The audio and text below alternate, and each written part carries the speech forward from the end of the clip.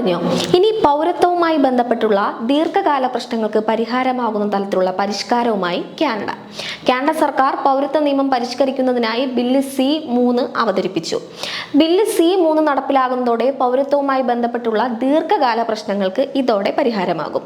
വിദേശത്ത് ജനിച്ച ആയിരക്കണക്കിന് ഇന്ത്യൻ വംശജർ ഉൾപ്പെടെയുള്ള കനേഡിയൻ കുടുംബങ്ങൾക്ക് വലിയ ആശ്വാസമാകും പുതിയ ബില്ല്.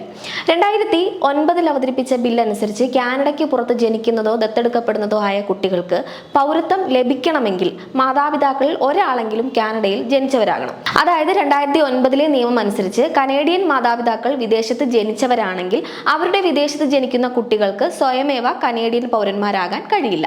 2023 ഡിസംബറിൽ ഒന്റാറിയോ സുപ്പീരിയർ കോടതി ഈ വ്യവസ്ഥ ഭരണഘടനാ വിരുദ്ധമാണെന്ന് വിധിച്ചിരുന്നു. ഇതിന് പിന്നാലെയാണ് സർക്കാർ തീരുമാനം അംഗീകരിക്കുകയും വിധിക്കെതിരെ അപ്പീൽ നൽകേണ്ടതില്ലെന്ന് തീരുമാനിച്ചത്.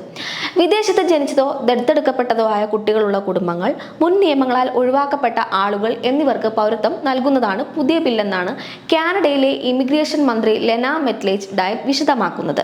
പുതിയ വ്യവസ്ഥ പ്രകാരം വിദേശത്ത് ജനിച്ച ഒരു കനേഡിയൻ രക്ഷിതാവിന് കുട്ടിയുടെ ജനനത്തിനോ ദത്തെടുക്കലിനോ മുമ്പ് കുറഞ്ഞത് 1095 ദിവസമെങ്കിലും കനേഡിയൻ ചെലവഴിച്ചിട്ടുണ്ടെങ്കിൽ അവരുടെ കുട്ടിക്കും കനേഡിയൻ പൗരത്വം ലഭിക്കും. US, UK, ഓസ്ട്രേലിയ തുടങ്ങിയ രാജ്യങ്ങളിലെ പൗരത്വ നിബന്ധനകളോട് ഏറെ സമാനമാണ് കാനഡയിലെ പുതിയ വ്യവസ്ഥ. നേരത്തെയുള്ള വ്യവസ്ഥ അനുസരിച്ച് ലോസ്റ്റ് കനേഡിയൻസ് എന്ന വിഭാഗത്തിൽ നിരവധി പേർ ഉൾപ്പെട്ടിരുന്നു. ഇവർക്ക് പൗരത്വം ലഭിക്കും. ഈ ബില്ലിനെ വലിയ രീതിയിലാണ് 10,000 കണക്കിന് ഇന്ത്യക്കാർ അടക്കമുള്ള കുടിയേറ്റ സമൂഹം വരവേൽക്കുന്നത്.